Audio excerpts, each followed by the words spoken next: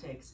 And so what I really wanted to start with today was the importance of engagement and how important it is, how every single, like so often it's so easy to say, I'm not gonna vote, like what does it matter, right? But really what we wanna focus on, one of the things we wanna focus on today is that your vote matters, your voice is heard, and we wanna encourage you and explain why it is so important to go and vote, you know, at least know what's going on in politics and how important every single voice is, and that you guys, if you want to change things, that's how you change things, and if you want things to, you know, things that upset you, that's how you change things. So we're going to talk about with these ladies about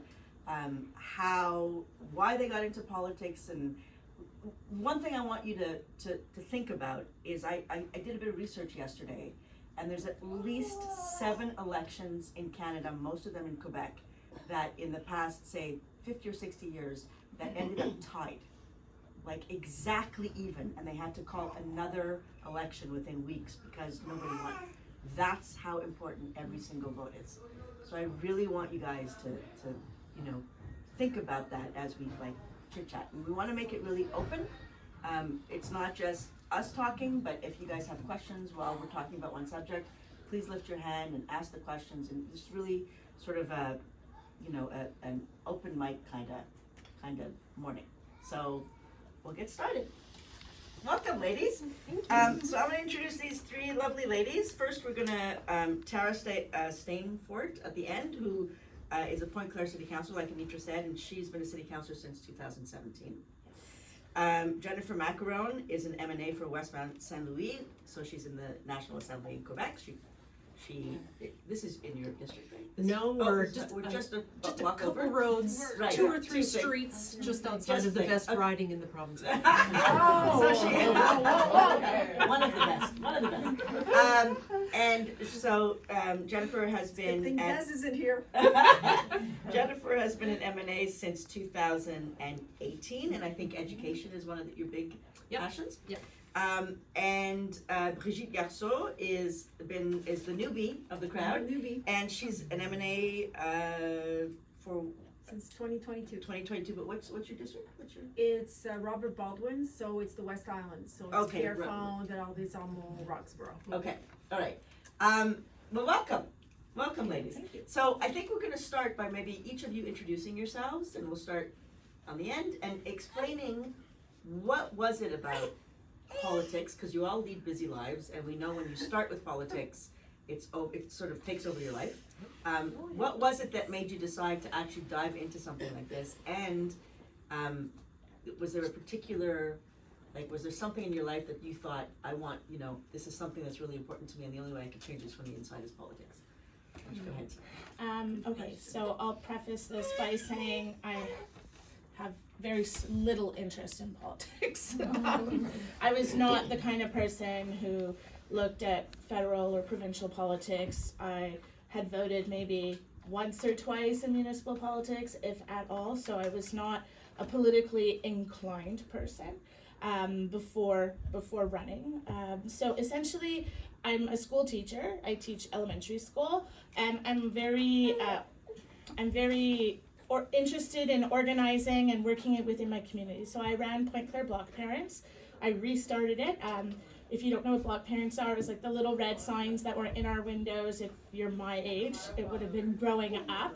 And it just meant that was a safe house. So if something happened to you or you felt scared, you could go and ring that doorbell, knock on that door, and you knew that person was a safe house you could go to, and they would get you some help. So I started sort of working in the community in that sense and organizing activities, and the city councillor for my district lived on my street, and he decided to run for mayor. So the position was open, and a lot of people who knew me in the community suggested that I run for council. And I wasn't interested initially, but as I started to look at it, I realized that the city council where I lived was made up of 7 men and 2 women, and those 2 women, it was the first time women had been on council in nearly 20 years. And almost the majority, so 8 out of the 9 people that sat on council were seniors. So I really didn't feel like our demographic was well represented as a woman, as somebody in my 30s, as somebody with young children. A lot of what we do at the municipal level is offering services. So, library programming, arts and culture, sports programming. We do garbage and roads, but that's kind of the less interesting aspect of municipal politics. A lot of it is services. And as a younger person, what I was looking at was what can I do with my kids? So when I was looking at the schedule, a lot of it catered to stay-at-home moms for whatever there was. It didn't cater to moms who had to work and hustle to get out of the house in the morning and back home in the evening and try and organize things with their kids on weekends and outside of work hours. So I decided to throw my hat into the ring, and I ran in my district along with 4 other people. The 4 others were all older men that were fairly well known in the area. One was on the radio, one owned a hardware store that was very well known on the West Island. So I had a big challenge ahead of me, but I went door to door and I talked to people, and I was confronted with some challenges. People were like, well, who's going to take care of your kids and things like that, which still surprised me considering it was 2017. So in the end, I did win. That's why I'm sitting here. But to speak to why she was saying every vote counts, I won by 18 votes. Wow. So it really was, with 5 people running, there were 1,500 people that voted. So it really got split, and it was a very close run. And every vote really does matter all the time, because that vote can make or break it. And if I hadn't been able to mobilize those 18 people, then I wouldn't be sitting here today. And there would be 1 less woman on our city council representing families, and representing women and the needs that we have. So that's a little bit, I guess, my history. And 1 less working mom. And 1 less working mom. Yeah, because our city really catered a lot to the non-working population. Right. So that's where I felt things were very challenging. We have a city that has amazing services, but they were not necessarily tailored to those of us who have to work. Amazing. Thank you, Tara. Thank you. Jennifer, you have the education was part of your passion too. Why don't you tell us a little bit about your road to politics? So my road to politics, I guess similar to Tara, is I'm the reluctant M&A. I never dreamed in a million years that I would be an M&A in the National Assembly of Quebec, representing an amazing and very diverse riding. Both my children have autism. They live with autism spectrum disorder, and that's what brought me to politics in a nutshell. So when my children were very little and they received their diagnosis, I decided to invest myself 100% in their education and get involved as much as possible with the support within education, learn everything about education. And so that led me to volunteering, becoming president of my governing board of the school, basically being a very irritating mom, I'm sure, if you ask the teachers and the principal, because I was there pretty much all the time. And then from there, president of my parents committee, president of my school board, and then I was asked to run for president of the Quebec English School Boards Association, which is a political role, although I don't think I considered myself a politician. I was the critic of the government, and I guess I did a good job criticizing the government enough that they asked me to run for them. And so for a couple years, I said no, because I had family obligations. Even though my children were young teenagers, I didn't know I was going to be able to juggle both and take care of their very important needs. My children will never be 100% independent, although they're working really hard toward that. And so I felt it was very important for me to bring that voice to the National Assembly. I do feel that the National Assembly, there's 125 M&As. I do feel that we are a reflection of society.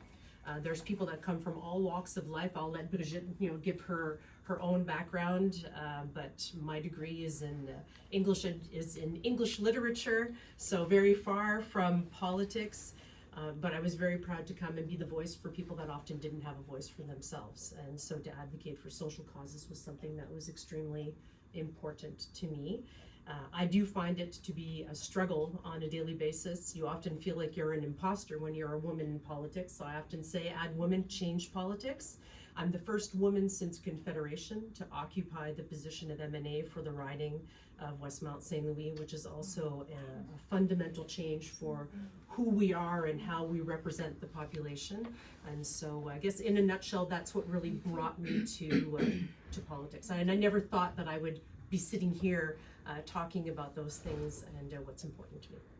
And that's so super interesting is that so many politicians, as you've seen we'll get to Brigitte in 1 second, but that they get into it because of passions, not because they want to be politicians. And we have this, you know, we have this sort of block about politicians that they just want to get elected. And you've seen just with our first two panelists that they actually did it because of a passion that they had. So that's super important. Brigitte, I'd love to get to you now. You are the newbie of the crowd, 2022, and tell us a little bit about your journey. How did you get into politics, and how did you end up being in M&A? So passions, very important word, because that's what really motivated me into politics. Basically, I went to school in Ottawa and also Montreal. I did a degree in political science. And when I was in university in political science, I took a course called Women in the Law.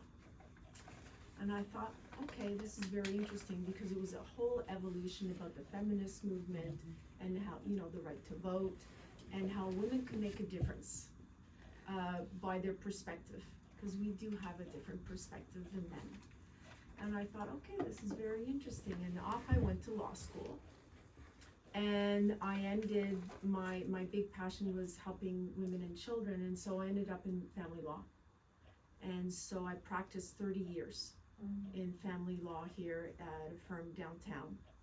And I also have an international side to the law practice, which was the Hague Convention, when children are being kidnapped by one parent and they're going to another country.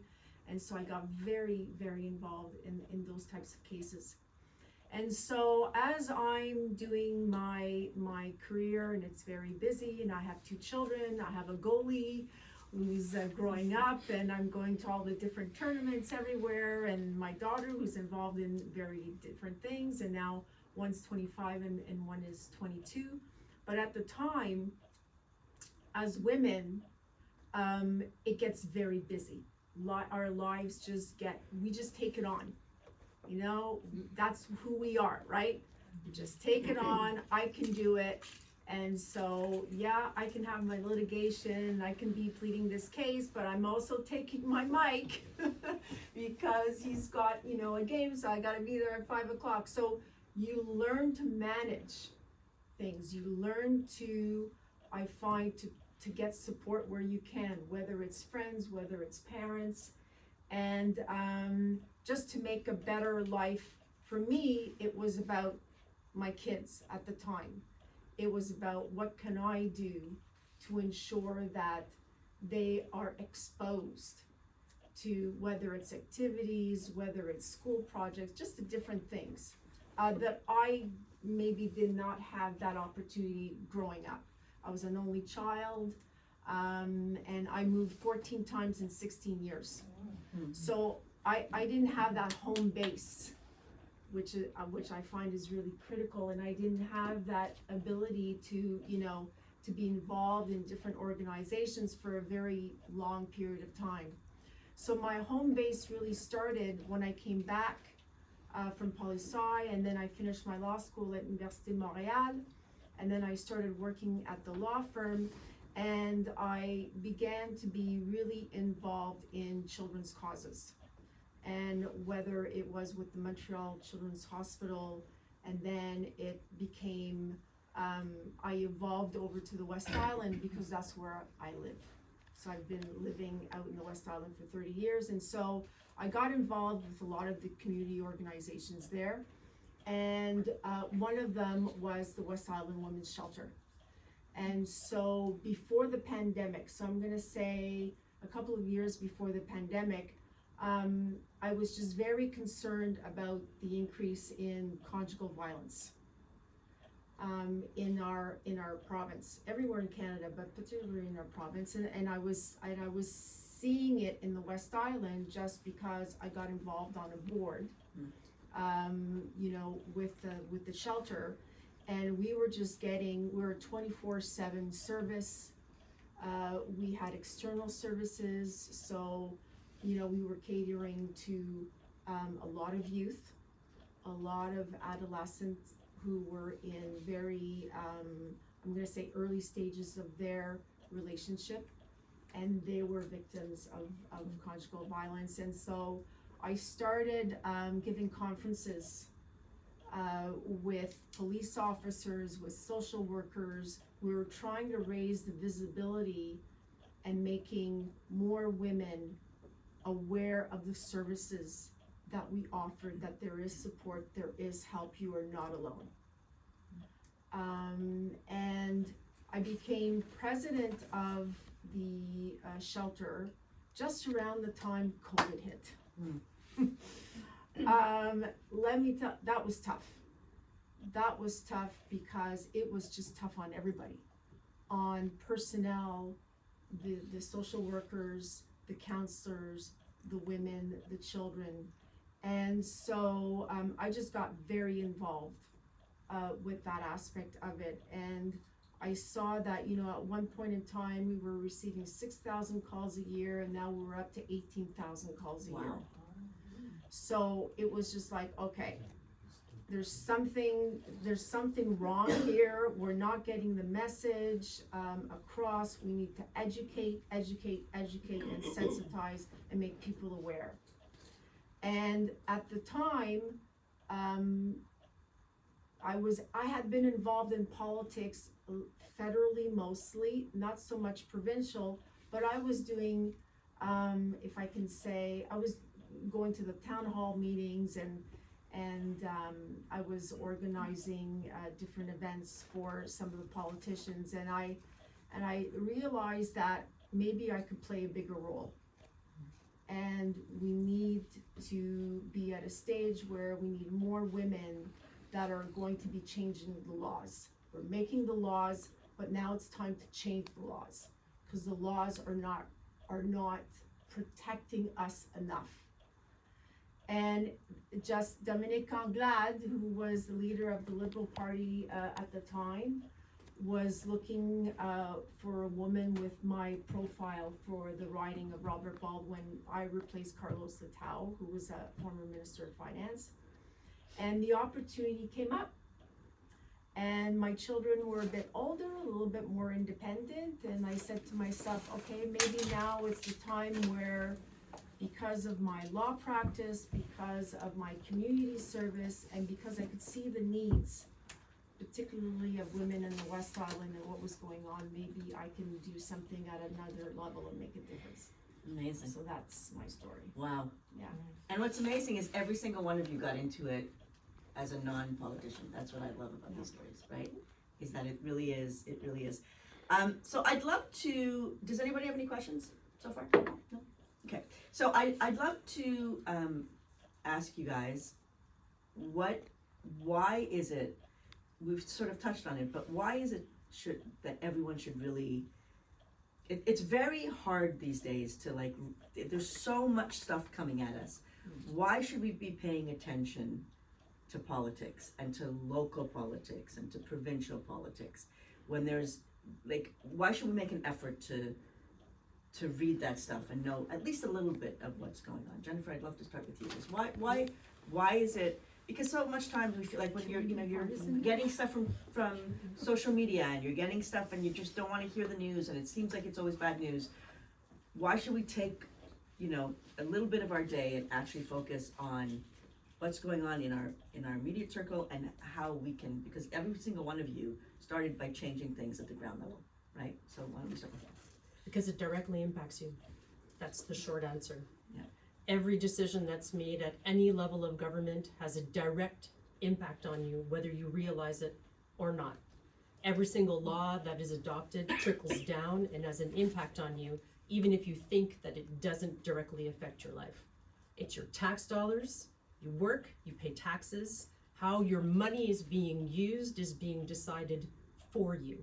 And so you have a vested interest in deciding who is going to manage that money for you, how it's going to be spent, and what decisions are going to be made on your behalf.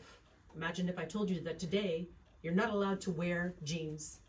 You're only allowed to wear red pants because that's what everybody's wearing from now on. That's a decision that somebody's making on your behalf. It becomes the law, and if you don't do that, people are going to enforce it, and you might not like it. And it doesn't matter which government is in power, decisions are going to be made that you're going to like, that you're not going to like, that you're going to hate, that you're going to want to endorse, that you're going to want to change. It doesn't matter which government is in power. That's what democracy is. It's a debate of ideas and ideals and values.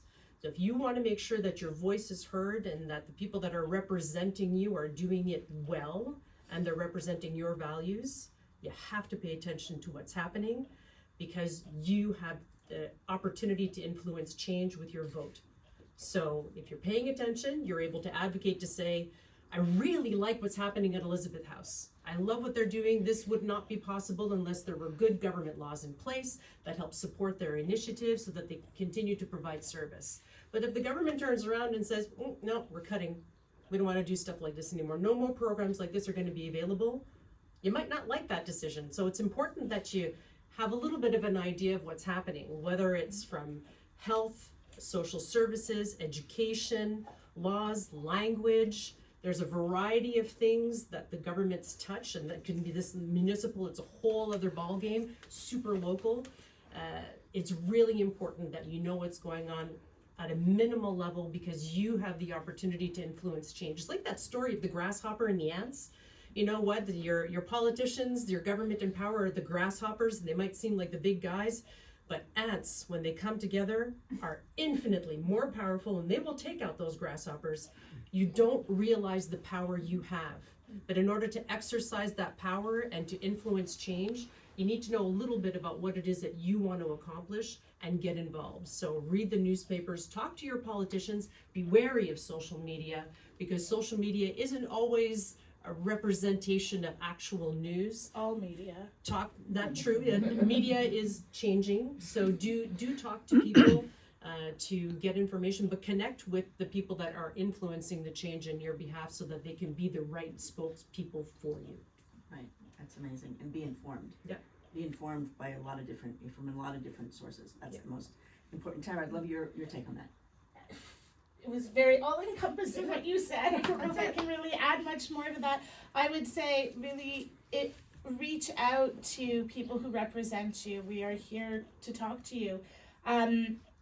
Everyone has bias. We always have a bias, so I can't say that you'll necessarily get an unbiased opinion, but you will get information. And I think that your representatives are well placed to tell you what's going on if you have trouble following, because it is time consuming and it is complicated, and if you don't necessarily understand a lot about politics, it can be daunting. But we're all people, as you can see, who come from different walks of life, and who are moms, who have kids, who are dads, who are in the community, and we all live in your community too, and we all feel that we have our community's best interests at heart. We might not all agree on what that is, but I think that it's really important that if you have questions, you reach out and you speak to people. I have citizens who call me. I go over and have a cup of coffee with them. They ask me questions, and I provide information to them, and then they can figure out things as they wish. They can make their decisions, but sometimes that's the easiest way to do it too, is to just have a conversation with somebody, and you can get some information to get you going, because it can be overwhelming. And one of the things I've seen being elected in my municipality is social media can be very dangerous. There's often the loudest people whose voices are heard but not necessarily are accurate. As I'm sure many of you all know, just from people posting things about whatever the topic may be. And media also can be one-sided. Journalism is not the same anymore.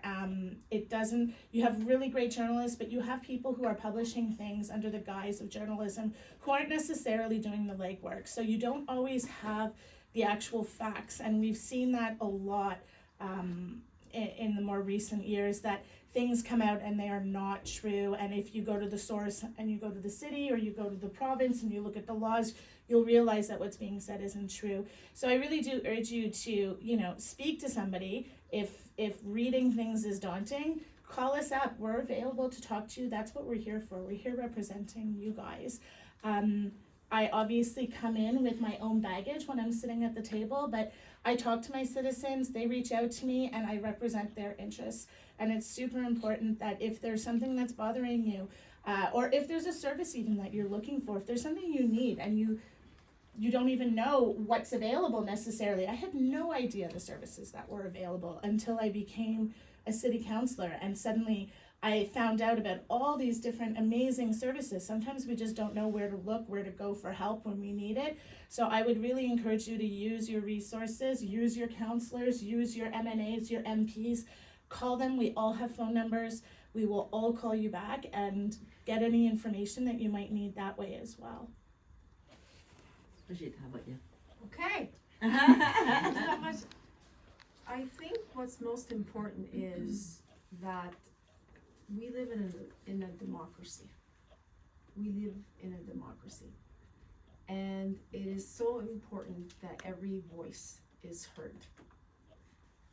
I can't tell you how important that is. That you may think, and I know because I've spoken to a lot of people, and it's like, oh, but I don't really care about this issue, but there's something that you care about. There's something that deep down motivates you and that maybe you want to see change in. And that's where your voice is most important. So yes, vote, because I'm going to be a little partisan here. Because what happens is if you don't vote and if you don't exercise that vote, you may find yourself with a representative or with a government that really doesn't reflect your values. I'm going to say it like that. Is there another way to say it? Can you elaborate on that? Because that's another reason why I went into politics.